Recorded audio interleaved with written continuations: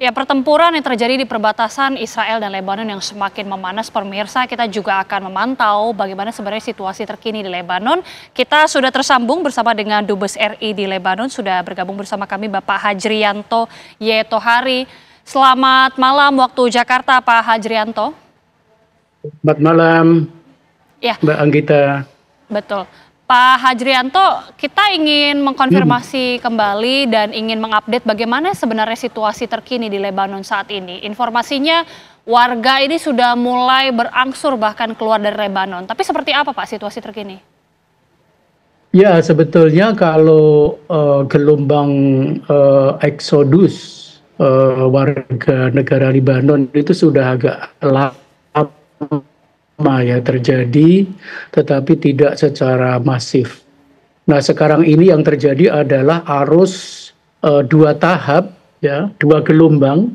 Gelombang yang pertama itu adalah arus masyarakat Lebanon dari perbatasan, wilayah perbatasan, yang sekarang menjadi sasaran utama serangan-serangan Israel, baik dengan rudal, roket, maupun drone, dan bahkan mulai hari kemarin itu dilakukan dengan pesawat-pesawat tempur dengan sasaran terutama di wilayah perbatasan sampai perbatasan Sungai Litani.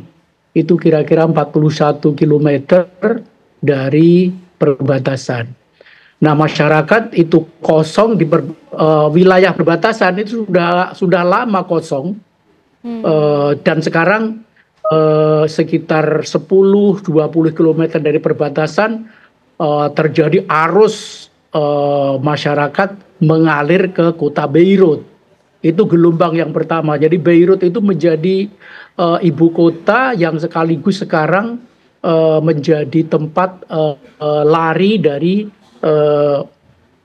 tempat mengamankan diri bagi masyarakat di wilayah perbatasan.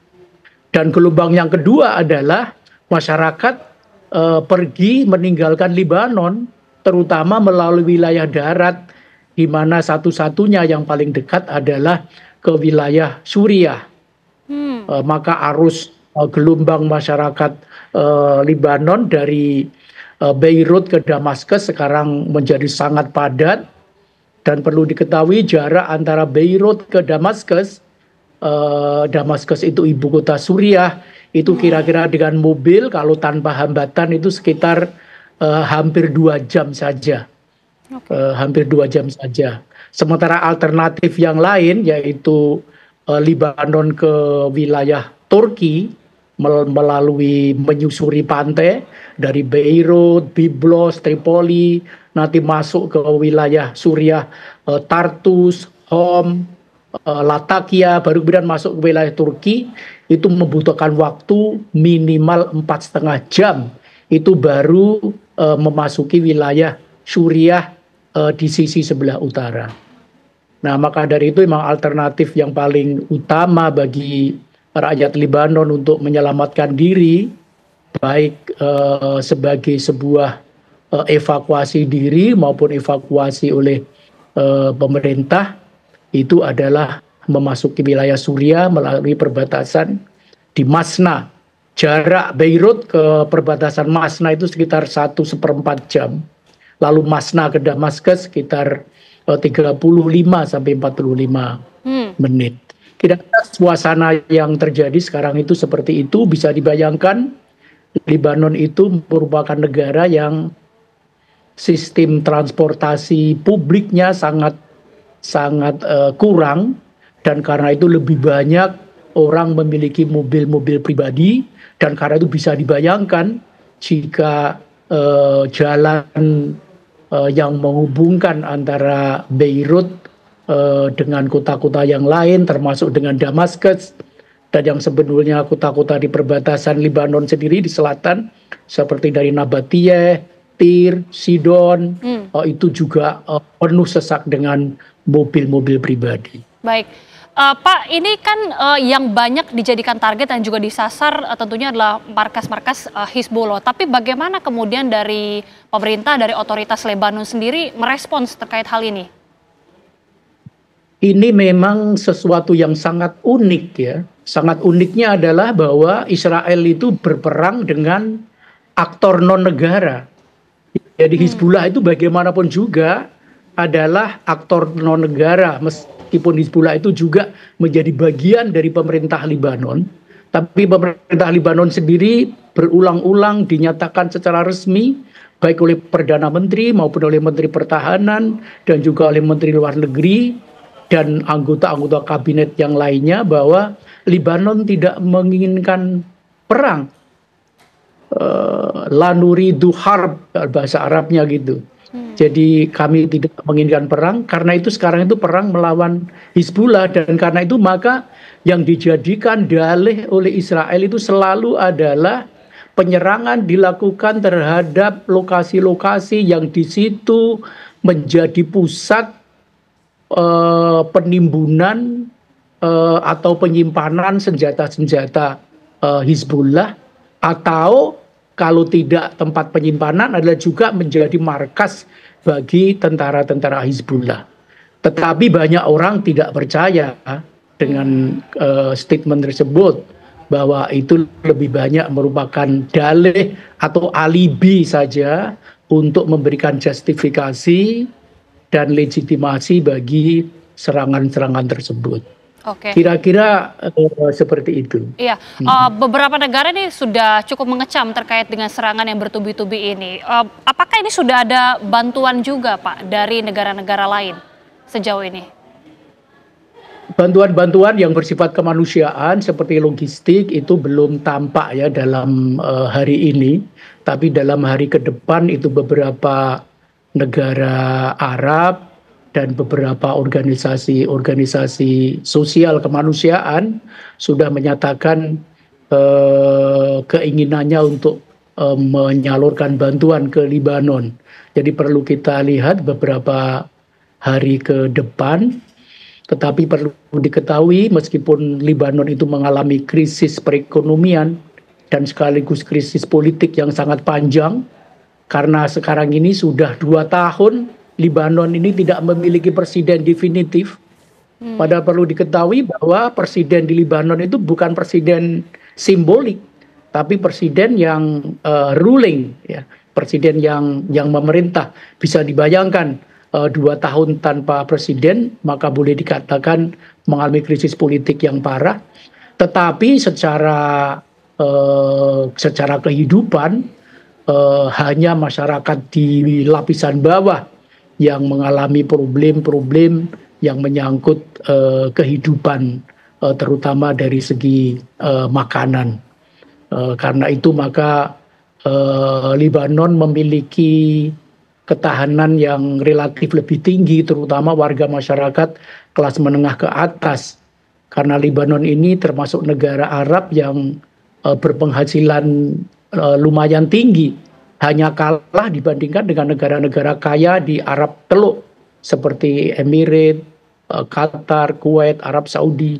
Tapi dibandingkan dengan negara-negara Arab yang non-Arab Teluk, Lebanon ini cukup tinggi tingkat perekonomiannya.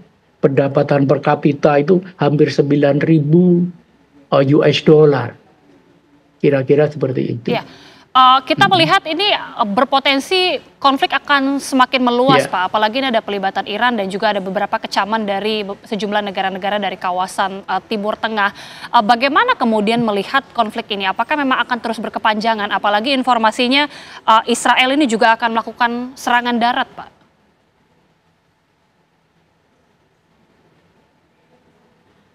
Ya, kalau sampai terjadi serangan darat, karena selama ini memang serangan yang dilakukan oleh Israel adalah serangan udara, karena perlu diketahui di darat itu ada pasukan pemelihara perdamaian peacekeeper yang berjumlah 11.500 di perbatasan Lebanon Israel. Maka dari itu serangan dilakukan melalui udara, dan jika sampai terjadi serangan darat maka tentu memiliki implikasi yang jauh lebih luas lagi.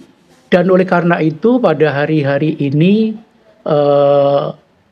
langkah-langkah bahkan manuver-manuver diplomatik itu dilakukan oleh banyak negara, terutama oleh negara-negara Eropa, dalam hal ini Perancis.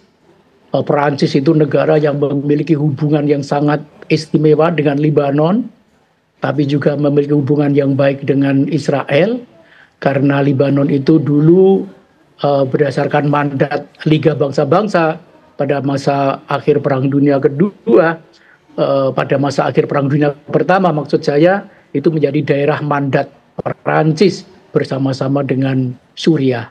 Termasuk langkah-langkah diplomatik adalah dari Amerika dan beberapa negara Arab yang sangat aktif, itu juga sedang melakukan langkah-langkah untuk mencari penyelesaian diplomatik bagi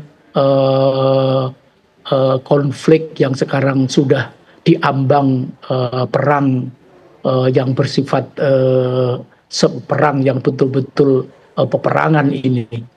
Ya. Karena itu kita berharap langkah-langkah diplomatik itu dapat diteruskan, dan seperti kita ketahui sekarang United Nations juga sedang melakukan sidang di New York. Saya rasa itu forum yang di situ banyak bertemu negara-negara besar di dunia ini untuk membicarakan perang Israel Lebanon ini. Yeah. Karena perlu Mbak kita catat bahwa ini harus dicatat tebal bahwa wilayah Lebanon dan sekitarnya itu merupakan wilayah-wilayah proksi dari kekuatan-kekuatan adidaya dunia maupun adidaya regional. Yeah. Jangan lupa itu. Jadi kekuatan-kekuatan adidaya dunia itu bermain dengan proksi-proksinya, sebagaimana juga kekuatan-kekuatan adidaya regional Timur Tengah. Oke, terakhir Pak, bagaimana kemudian untuk WNI di sana? Apakah ini sudah ada himbauan juga dari KBRI Lebanon untuk WNI di sana seperti apa, Pak?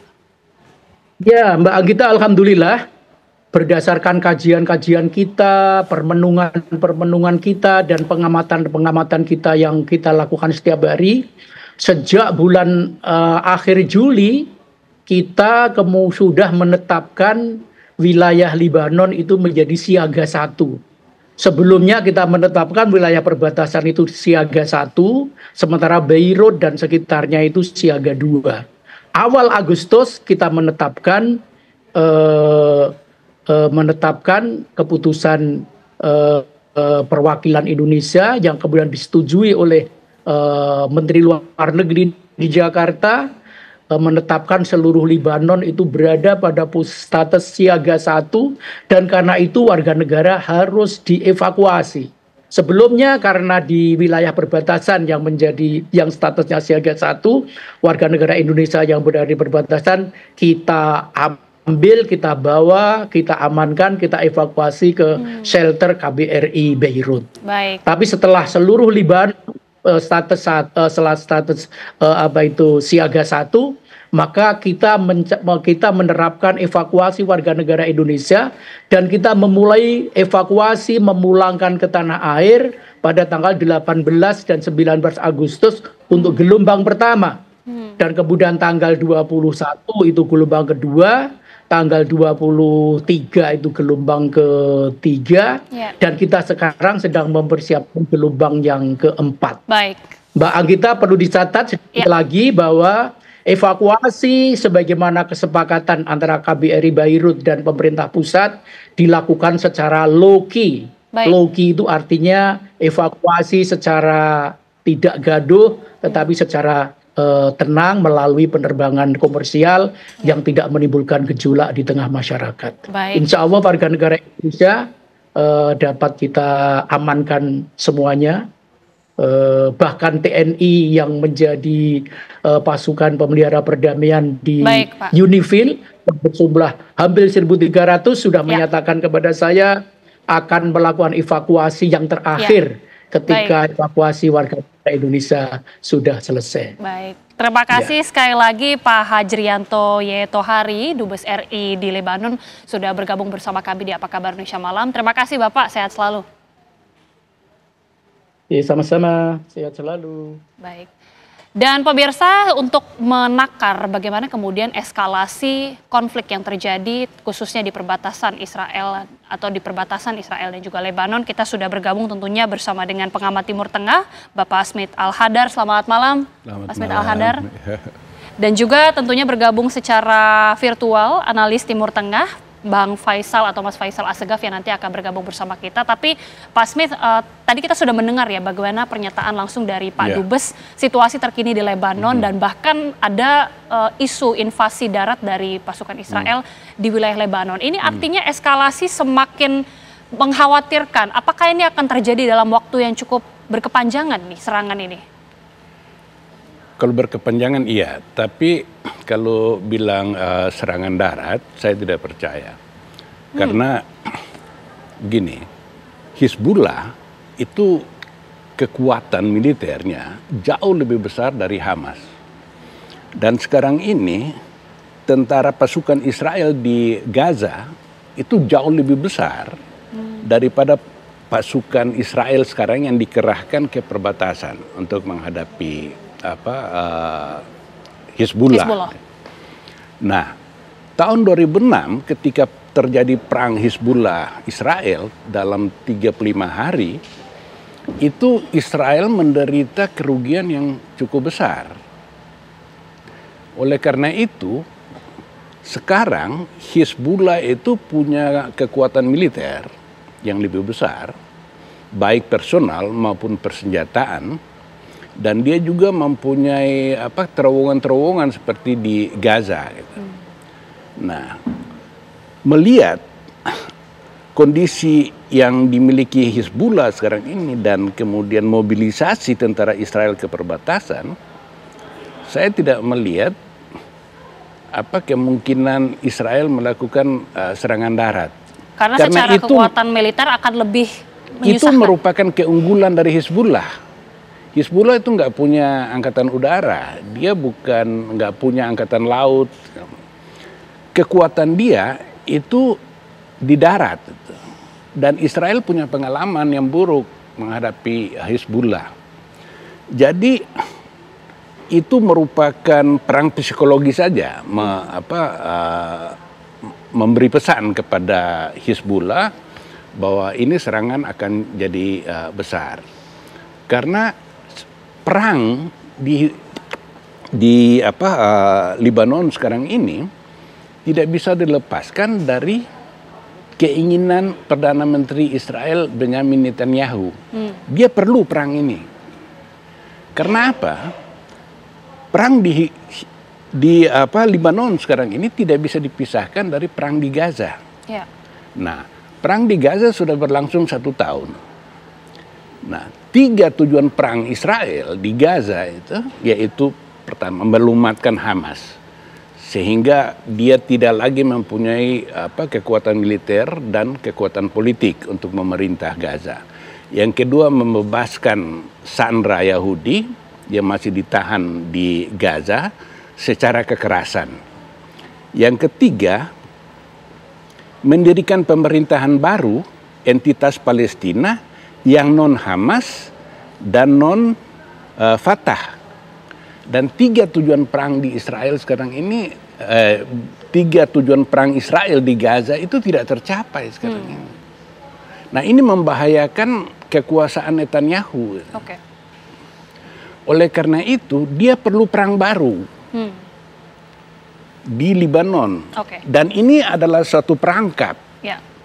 Dia menginginkan agar provokasi yang dilakukan terhadap Lebanon ini akan memancing Iran untuk terlibat. Nah, itu dia. Ini kan kemudian akan memancing Iran juga dan bahkan ada kecaman juga dari sejumlah negara-negara di kawasan Timur Tengah. Bagaimana kemudian menakar ini akan semakin meluas tentunya di wilayah kawasan Timur Tengah dan juga melibatkan negara-negara lain. Nanti kita akan kembali mendiskusikannya usai jeda dan juga nanti akan bergabung bersama kita atau sudah bergabung bersama kita Mas Faisal Assegaf langsung dari Beirut, Lebanon. Nanti usai jeda pemirsa kita akan kembali melanjutkan perbincangan sesaat lagi.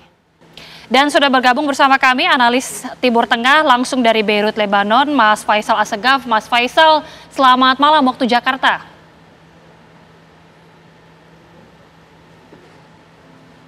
Halo, Mas Ya, Faisal. selamat sore nih waktu Beirut nih, siang menuju sore. Oke.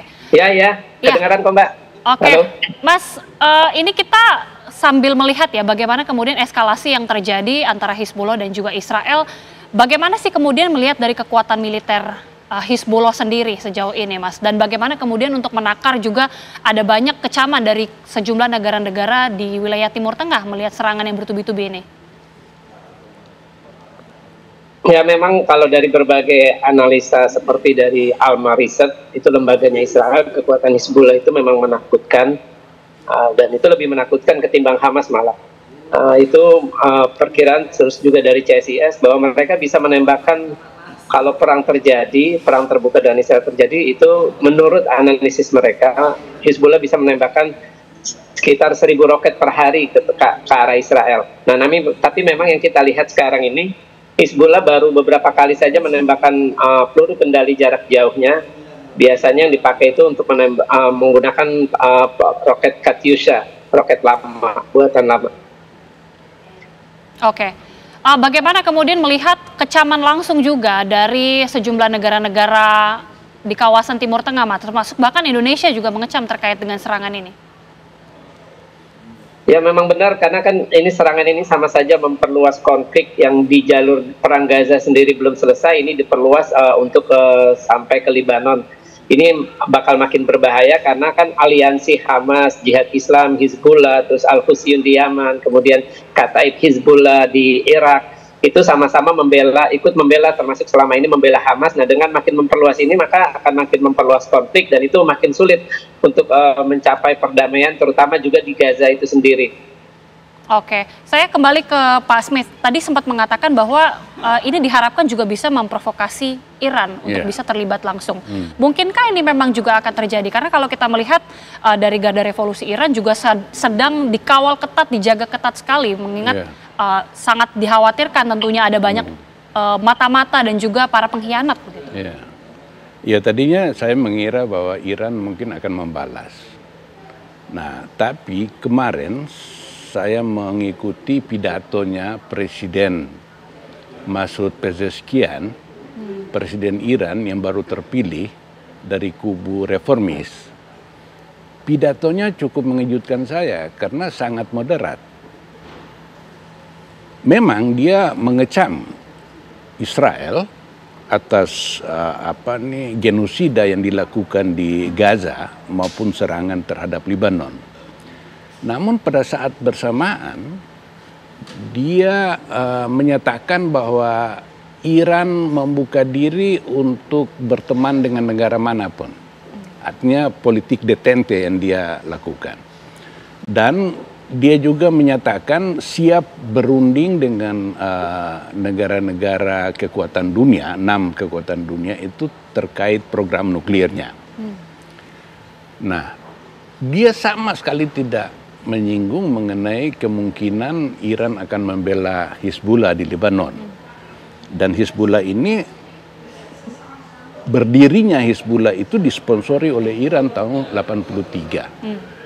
Sehingga dibandingkan dengan proksi-proksi Iran yang lain di Timur Tengah, Hizbullah ini jauh lebih penting bagi Iran. Tetapi dalam pidato Pezeshkian itu, Presiden Iran itu tidak mengindikasikan bahwa Iran akan ikut terlibat. Nah, tapi perlu kita ingat, karena Iran memahami betul bahwa keterlibatan Iran dalam membantu Hizbullah merupakan kepentingan Israel. Karena kalau Iran bantu, Amerika Serikat sudah pasti bantu. Amerika Serikat sudah meningkatkan aset militernya di Timur Tengah. Dan menjelang pemilu di Amerika Serikat pada 5 November mendatang, tinggal 1,5 bulan lagi, itu semua calon presiden dan presiden Amerika Serikat itu berkepentingan melindungi Israel untuk kemungkinan memenangkan Pilpres mendatang. Baik, kita akan lihat ya bagaimana dinamika ke depannya. Tapi terakhir Mas Faisal, ini bagaimana melihat eskalasi dari konflik ini? Apakah memang akan semakin memanas dan berlangsung panjang, Mas Faisal? Ya, selama perang Gaza masih berlangsung ya konflik akan terus memanas. Tapi apakah Hizbullah itu terakhir itu kan ada tawaran proposal damai dari Amerika dengan Prancis, tapi Netanyahu sudah bilang bahwa dia tidak mau merespon proposal itu dan akan melanjutkan perang karena tujuan dari dia itu adalah untuk mengembalikan para pemukim Israel yang di wilayah utara yang selama ini mengungsi akibat serangan lintas batas yang dilakukan Hizbullah.